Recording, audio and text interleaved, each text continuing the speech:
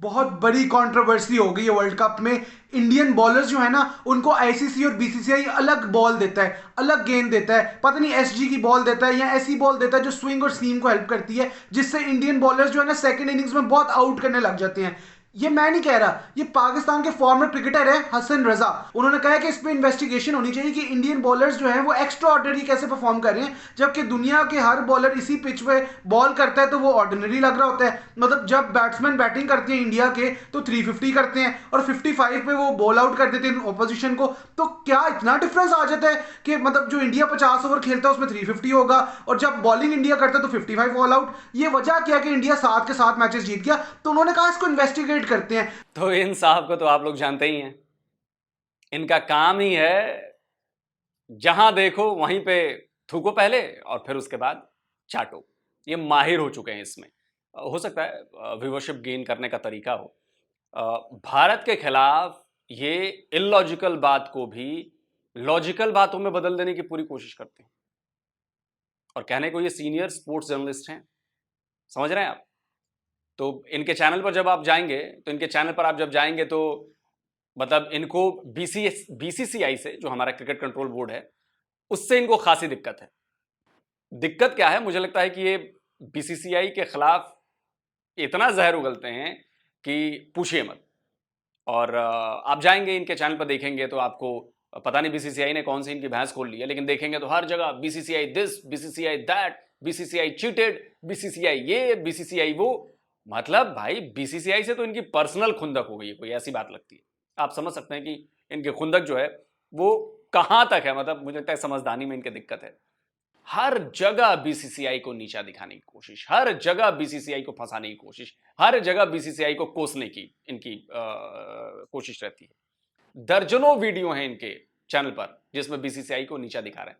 अब आप बीसीसीआई को नीचा दिखा रहे हैं, इसका मतलब है कि आप इनडायरेक्टली भारत पर भी प्रहार कर रहे हैं, अटैक कर रहे हैं, भारत को भी नीचा दिखाने की कोशिश करते हैं। और ये हालांकि हर बार ये थूकते हैं फिर चाटते हैं। अब मैं तो कहता हूं कि गोबर करते हैं फिर गोबर खा जाते हैं। मेरी बातों को इनको बुरा भी लग रहा होगा, जाहिर सी बात है, क्योंकि आप जैसे काम करते हैं ना, उसके लिए ऐसे ही शब्दों का इस्तेमाल करना पड़ता है। और ये बात दर्शक भी जानते हैं कि आप ऐसा ही करते हैं। और इस बार भी यही हुआ है। हसन रजा की स्टेटमेंट पर ये पुराने क्रिकेटर हैं, उनकी भी कुंडली लेकर आया हूं।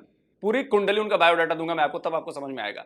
स्टेटमेंट को इन्होंने राई का पहाड़ बना दिया है। सुनिए जरा पता करें कॉन्स्पिरेसी क्या बना रहा है बीसीसीआई, जो board of control for cricket in India, और इंडियन क्रिकेट काउंसिल जो आईसीसी है, इंटरनेशनल क्रिकेट काउंसिल तो है नहीं, इंडियन क्रिकेट काउंसिल है। तो ये उनका कहना है कि इसको पता लगाते हैं कि क्या वजह है। वो बहुत ज्यादा जो है ना कह रहे हैं कि इसमें कोई कोई समथिंग इज फिशी, दाल में कुछ काला जरूर है। तो यही वो कह रहे हैं कि सिराज, शामी, बुमराह ये कैसे वर्ल्ड क्लास बने हुए हैं, इनके साथ क्या वर्ल्ड कप में ऐसा हो रहा है जो ये बॉलर जो है एक्स्ट्रा ऑर्डिनरी है और बाकी बॉलर्स ऑर्डिनरी हैं। अब ये उन्होंने बहुत बड़ी बात कर दी है। वो प्रोफेशनल क्रिकेटर है, पाकिस्तान से इंटरनेशनल क्रिकेट खेले हुए हैं, इतना बड़ा क्रिकेटर इस तरह की बात कर रहे हैं और कह रहे हैं कि कुछ दाल में काला है तो इन्वेस्टिगेशन करनी चाहिए। लेकिन इन्वेस्टिगेशन करेगा कौन? क्योंकि बीसीसीआई और आईसीसी दोनों एक ही हैं। मतलब वो तो हैंड इन ग्लव वाली बात ना, सारे कुछ जो है उसी तरह है। तो कौन इन्वेस्टिगेट करेगा, कौन पता लगाएगा इस चीज पे कि इंडियन बॉलर्स आउट परफॉर्म क्यों कर रहे हैं? इस तरह तो आप वर्ल्ड कप उनको दे दें, पता चलाओ कि इंडियन बॉलर्स को अलग ही बॉल मिलती है, कोई बॉल चेंज कर दी जाती है उनके लिए जिससे वो आउट करते हैं, जिससे वो स्विंग कर रहे हैं, सीम कर रहे हैं, रिवर्स स्विंग कर रहे हैं, ना जाने क्या क्या कर रहे हैं, और ऑपोजिशन जो है उनका मुंह देख रही है। यहाँ पर मुझे लग रहा है कि शायद कोई बॉल भी चेंज हो जाता है। मुझे लग रहा है सेकंड इनिंग में जिस तरह से बॉलें जो है ये आईसीसी दे रहा है, या फिर एम्पायर का थर्ड एम्पायर से पैनल बीसीसीआई दे रहा है, या बीसीसीआई दे रहा है, बॉलों का भी एक चीज एक्सपेक्टेशन होना चाहिए बॉलों का। जिस तरह से पहला बॉल ही शामी ने आके स्टंप में किया है, और अभी 300 जो है 350 इतनी पिटाई खाने के बाद एक फील्डिंग टीम जो है वो बैटिंग साइड पे ऊपर गई है डगआउट में। अभी वो चेंजेस ही कर रहे थे एकदम से, तो बैक टू बैक हाईलाइट्स चलना शुरू हो गई हैं और सीधी सीधी बॉलें थी जिन पे क्रॉस खेलने जा रहे थे बैटर्स और आउट हो रहे थे। तो मैथ्यू एंजल जो है वो खड़े हुए थे स्क्रीन पर, उन्होंने एकदम से देखा है कि ये क्या हो रहा है बॉल में। जो शामी का पहला बॉल था एलबीडब्ल्यू गया, बैटर्स क्रॉस खेलने के लिए गए, तो कहीं ना कहीं मुझे लग रहा है कि बॉलें भी चेक करानी चाहिए। जिस तरह से सर ये बड़ी सीरियस डिबेट है कि बॉल चेक करवाना चाहिए, क्योंकि उन्हीं पिचेस पे दुनिया के तमाम बॉलर्स ऑर्डिनरी लग रहे हैं, लेकिन इंडियंस एक्स्ट्रा ऑर्डिनरी क्यों लग रहे हैं? 3 स्लिपें ली इंटरनेशनल करियर में आपने विकेट यहाँ पर मैच में। और फिर कीपर जो है के राहुल, यानी कि वो बॉल को कैप कहां पर कर रहे हैं। इट मींस के बॉल में कोई हार्डनेस भी है और कुछ एक्स्ट्रा मुझे लग रहा है कि बॉलिश कोटेड बॉल, एक्स्ट्रा लेयर भी है, कोई कोडिंग होगी, कोटेड, हाँ कोटेड जिस तरह बॉलें होती हैं वो टाइप की मुझे लग रही है। तो इंस्पेक्शन एक जरा होना चाहिए इस चीज पे। ताकि पता लगे। टेप बॉल में जिस तरह दूसरे कप्तान बॉल को चेक करते हैं ना, अब पाकिस्तान का अगर इंडिया से मैच आ गया ना, उनको बॉल चेक करना चाहिए कि हमने इस बॉल से खेला, यही बॉल एग्जैक्टली बॉल चेक करना चाहिए। इस पे होनी चाहिए चीजें डिबेट, क्योंकि शामी ने 18 रन देके 5 आउट किए, सिराज आए तो उन्होंने 3 आउट कर दिए हैं। तो मेरा मतलब है समझ नहीं आ रहा कि टॉप इंटरनेशनल प्लेयर्स बैटर्स खेल रहे हैं और सारे क्रॉस होते आउट हुए। कल के मैच में फिर देख लें, अगर न्यूजीलैंड का मैच देखें बीच में, उसमें भी थोड़ा सा क्रॉस जाते हुए बॉल एकदम से जो आगे वाला बॉल गिरता है वो गायब हो जाता है, समझ लें गुम हो जाता है वो। तो उसमें मुझे बड़ा एक थोड़ा सा शक व शुबा लग रहे हैं।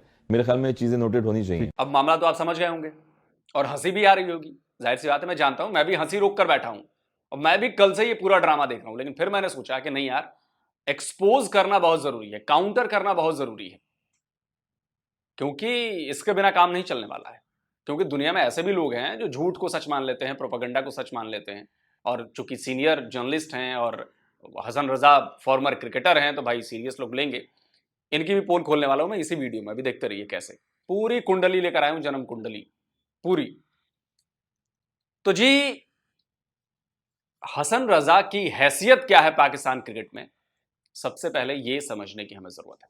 क्योंकि बगैर हैसियत जाने ना, बातों में वजन कितना होता है या उसकी मेंटल एबिलिटी कितनी है, यह बात समझ में नहीं आती है। और इंटरनेशनल क्रिकेट में भी इनकी हैसियत बतानी जरूरी है। तो सबसे पहले हम इनके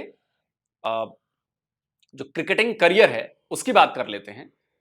क्योंकि जब ये आप आंकड़े देखेंगे तो आपको समझ में आएगा कि पाकिस्तान में किस दर्जे के क्रिकेटर हैं। तो चलिए सबसे पहले मैं आपको जल्दी से इनके आंकड़े दिखा देता हूं। तो दोस्तों, ये है हसन रजा का करियर का पूरा हिसाब किताब। तो कुल जमा इन्होंने कितने टेस्ट मैच खेले पाकिस्तान के लिए, तो जी 7 टेस्ट मैच खेले हैं इन्होंने और 7 टेस्ट मैचों में इन्होंने 235 रन बनाए हैं। बहुत बड़े क्रिकेटर हैं भाई साहब। इनका जो बैटिंग एवरेज रहा है वो 26.11 का रहा है टेस्ट मैचों में, और हाईएस्ट इनका टेस्ट मैचों में स्कोर है 68। अब आप इसे समझ गए। अब इसके बगल में ओडीआई भी है। तो पाकिस्तान के लिए कुल जमा ये 16 ओडीआई खेले हैं इन्होंने, 16, कुल 242 रन मारे हैं, 18.61 का एवरेज है और हाईएस्ट स्कोर जो है वो 77 का है। अब इन आंकड़ों को देखकर आपको अंदाजा हो गया होगा कि जो हसन रजा हैं वो किस दर्जे के क्रिकेट खिलाड़ी रहे हैं पाकिस्तान के लिए, समझ रहे हैं ना। अच्छा, हसन रजा जैसे ये लोग ये समझने लगते हैं कि ये बड़े तुर्रम खां हैं। अब चूंकि मीडिया पर एक्सपोजर मिल जाता है, थोड़ी बहुत मीडिया से कमाई भी हो जाती है, भाई आते हैं तो पैसे वैसे भी मिलते हैं, तो कुछ ना कुछ ऐसा बोलना है कि भाई उनको लोग सुने, चमकते रहें। पर अपना इतिहास ये लोग भूल जाते हैं।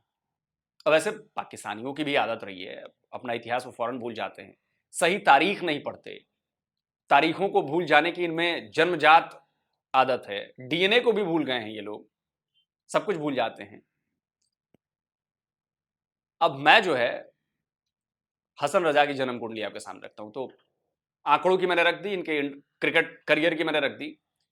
इसके अलावा भी ये बड़े चर्चा में रहे। पता नहीं आप लोगों को याद है कि नहीं है, स्पॉट फिक्सिंग में, मैच फिक्सिंग में साल 2018 में स्पॉट फिक्सिंग पर एक स्टिंग ऑपरेशन हुआ और इस स्टिंग ऑपरेशन में हसन रजा धर लिए गए। और ये स्टिंग ऑपरेशन किया किसने था, तो जी अल जजीरा चैनल ने किया था। अल जजीरा चैनल के रिपोर्टर के साथ ये भाई साहब पकड़े गए, स्टिंग ऑपरेशन उसने कर लिया। हसन रजा को अल जजीरा ने एक्सपोज कर दिया। पाकिस्तानी मीडिया में भी ये बात चली, पाकिस्तानी जो न्यूज वेबसाइट्स हैं उन्होंने भी इस खबर को कैरी किया। लेकिन भाई ये ना आदत, पाकिस्तानी को तारीख भूल जाते हैं, इतिहास भूल जाते हैं, और यहां तो हम कबर खोद कर सब निकाल लेकर आते हैं। हम तो अंतिम तह तक चले जाएंगे भाई, सब कुछ निकाल कर लेकर आएंगे। तो हसन रजा ने भी यही किया, वो भूल भाल गए। हालांकि बाद में कहते रहे कि ऐसा नहीं है, वैसा नहीं है, मैं शामिल, खैर आप समझ लिए। अब जरा सोचिए कि इतना बड़ा टूर्नामेंट है, आईसीसी का टूर्नामेंट है, वर्ल्ड कप है क्रिकेट का, और इसमें ये जनाब कह रहे हैं कि जी बॉल के साथ छेड़खानी की जा रही है। आप समझ रहे हैं किस, मतलब क्या कहूं मैं, कितनी बचकाना, बेवकूफाना मैं कहूं, जाहिलाना कहूं मैं, ये बयान है। अच्छा, अब इस पर पूरी दुनिया में जो है वो हसन रजा एक्सपोज हो रहे हैं, पूरी दुनिया में। कैसे, मैं आपको बताता हूं। न्यूजीलैंड के फास्ट बॉलर हैं मिशेल मैक्लेगैन, शायद नाम मैंने सही से प्रोनाउंस किया, अच्छे प्लेयर रहे हैं। पाकिस्तान की टीमों में भी खेले हैं वो, पता है आपको, जो पाकिस्तान क्रिकेट लीग थी, शायद जो भी है वो सुपर लीग है, जो भी पीएसएल, उसमें भी खेले हैं। कराची किंग्स में रहे हैं, वो लाहौर कलंदर के साथ रहे हैं, और आईपीएल भी खेल चुके हैं। ये फास्ट बॉलर है तो आईपीएल भी खेल चुके हैं, मुंबई इंडियंस की तरफ से ये खेल चुके हैं। अब इन्होंने हसन रजा पर क्या कहा है आप सुनेंगे तो आपको यकीन हो जाएगा कि हसन रजा ने किया क्या है और क्यों उन पर पूरी दुनिया पर उनका मजाक बना रही है। तो मिशेल ने इनका जो वीडियो है वो ट्विटर पर अटैच करके कुछ लिखा है, तो वो बताऊं उससे पहले मैं बता दूं कि ट्विटर पर मिशेल को करीब 4 लाख लोग फॉलो करते हैं, मतलब अच्छी खासी फॉलोइंग है। तो अंग्रेजी में इन्होंने लिखा है जो मैं आपको हिंदी में समझा देता हूं। क्या लिखा है इन्होंने ना, क्या वाकई ये रियल है? क्या उन्हें एहसास है कि टॉस के बाद सभी एक ही बॉक्स से बॉल पिक करते हैं? ये बात वो कह रहे हैं हसन रजा के लिए। अगर ये कटाक्ष नहीं है तो मुझे लगता है कि उनके मेंटल हेल्थ की अच्छी तरह से जांच की जानी चाहिए। आप समझ रहे हैं? न्यूजीलैंड के इस क्रिकेटर ने जो हसन रजा से कहीं बड़ा प्लेयर है, कहीं ज्यादा मैचेस खेले हैं, कहीं ज्यादा टीमों के साथ खेला है, उसने कहा है कि अगर इन्होंने ये सरकाजम नहीं किया है, लेकिन आप लोगों को बातों से लग गया होगा कि हसन रजा ने सरकाजम नहीं किया है, वो जेन्युइनली आरोप लगा रहे हैं। तो हसन रजा को अपना दिमाग चेक कराने की जरूरत है, उनको दिमागी प्रॉब्लम हो गई है, ये कहा है न्यूजीलैंड के इस प्लेयर ने। अच्छा छोड़िए, उनके अपने देश में वसीम अकरम को तो आप लोग जानते ही होंगे। वसीम अकरम पाकिस्तानी क्रिकेट के लीजेंड हैं, बड़े अच्छे प्लेयर रहे हैं, हम लोगों को भी बड़ा उनके फैन रहे हैं हम लोग भी वसीम अकरम की बॉलिंग के। तो उन्होंने भी एक तरह से हसन रजा की पैंट उतार दी है बॉस, पैंट उतार दी। बोला कि क्या बकवास कर रहा है ये, किस तरह का सोच रखता है ये, किस तरह की। वसीम अकरम खुद हैरान हो गए कि भाई कोई इस तरह का बयान कैसे दे सकता है। तो एक ए स्पोर्ट्स चैनल है पाकिस्तान का, उसके पैनल पर बैठे हुए थे और वसीम अकरम से पूछा गया कि भाई बड़ी चर्चा चल रही है, हसन रजा ने ऐसा बयान दिया है और ये है और वो है।